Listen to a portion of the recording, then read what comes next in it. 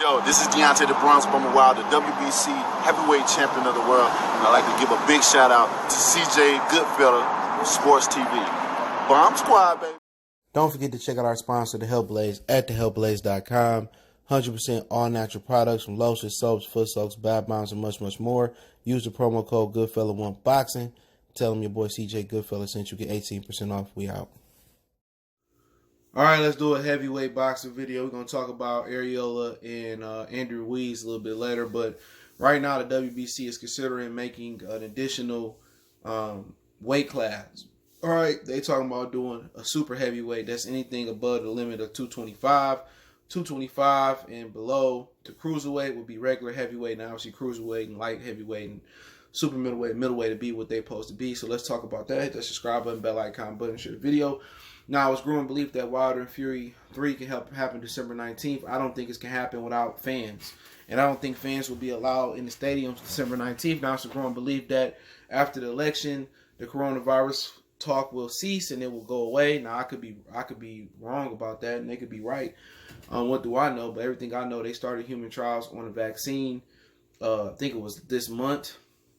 And they won't know if it worked till next year. You know what I'm saying? And then it takes 6 to 8 months to produce the vaccine to be able to be distributed to everybody it needs to be distributed to in the United States and maybe even across the world.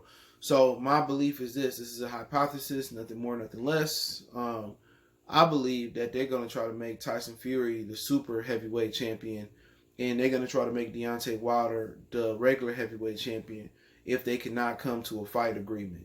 Okay. Obviously, Deontay Wilder did come in above 225 his last fight, but he routinely is comfortable below 225, 215, 210, 212, 220. He's more comfortable about that weight. So what I think they may end up doing is they may end up making Deontay Wilder the regular heavyweight champion and Tyson Fury the super heavyweight champion, and they may like AJ fight. Now, the problem is here, Dillian Whyte still is there.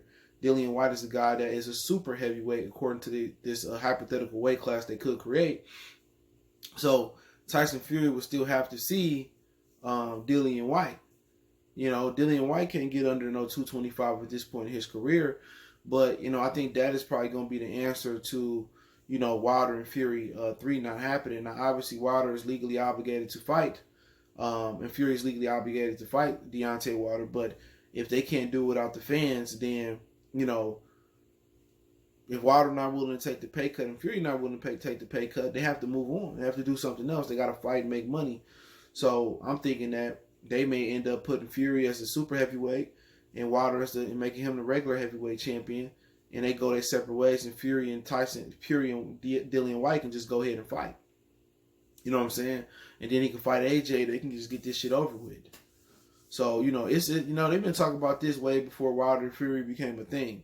They've been trying to talk about creating a super heavyweight weight class. So it's been going on for years. My opinion on it is this. No. I'm a classic, man. I like the way it is.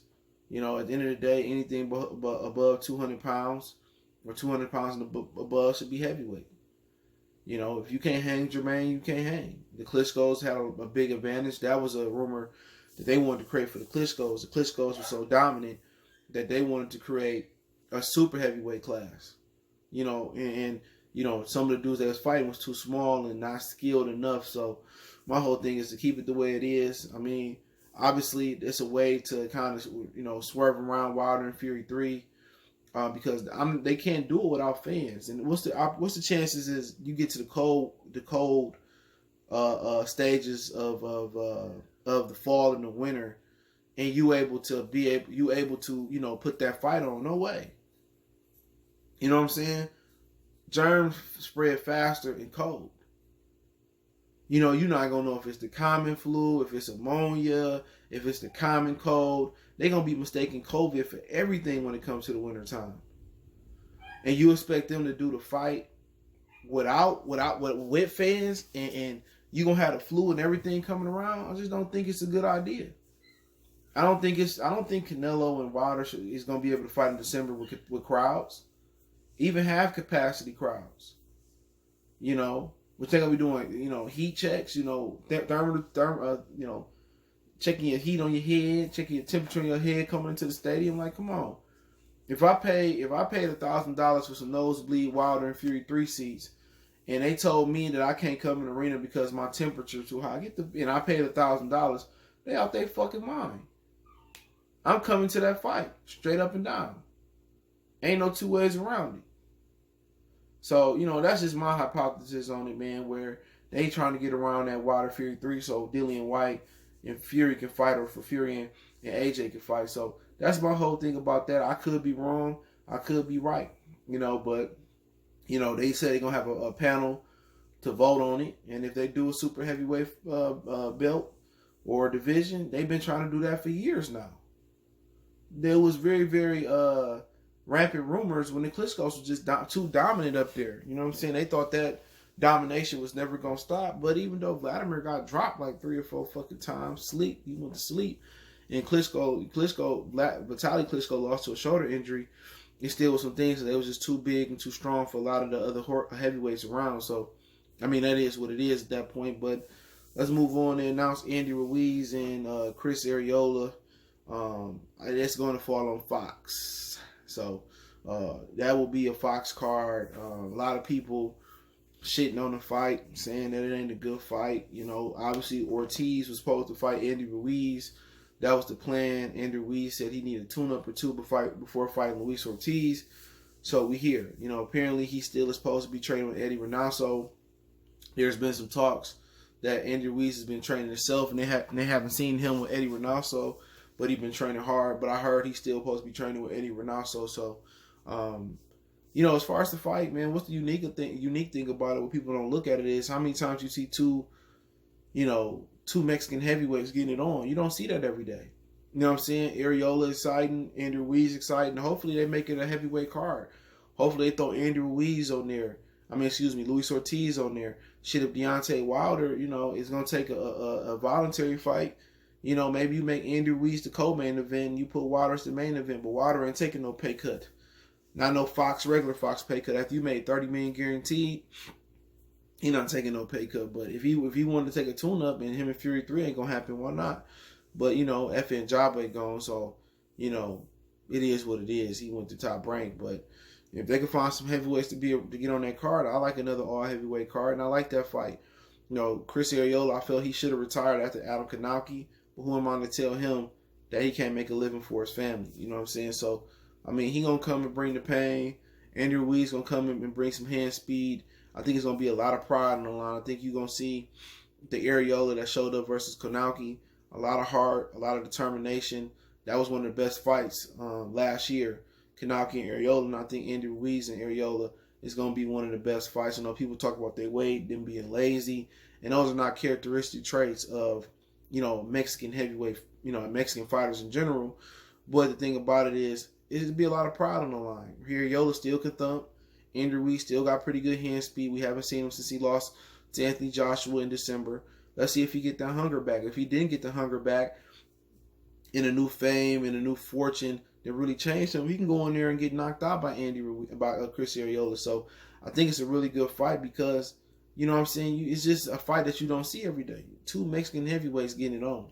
And had he beat AJ, this was the fight that was going to be next. You know what I'm saying? This is the fight that they was going to want to do was Arreola and Andy Ruiz. So I knew they was going to do that, A heavyweight championship fight with two Mexicans in the ring at heavyweight, that's history. And what you witness in this history, too. You don't see this every day, every year. This is like, that rare blue moon. You see it every now and again. Right? Not even now and again, And, you get Arreola and Chris Arreola and you get Andy Ruiz in the same ring together. Why not? Why not be excited for it? You know what I'm saying? Obviously, he could have fought Luis Ortiz, and that probably would have been a better fight.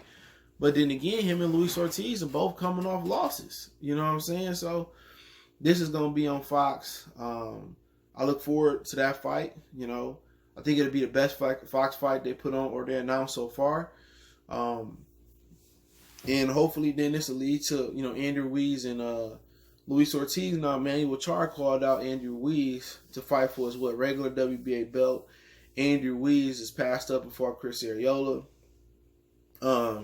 So some people say Andy Ruiz ducked Manuel Char is garbage. All right. Indy don't want no fake belt. You know what I'm saying? And Manuel Char brings nothing to the table. The ratings won't be as good as you got with Chris Arreola. So who really cares about Manuel Char? That dude been holding that regular belt captive for a long time. That ain't no real belt. He ain't shit. Andy Ruiz beat his ass, and if Andy Ruiz want to beat his ass after this, then so be it. What about Luis Ortiz and Manuel Char on the undercard? How about that?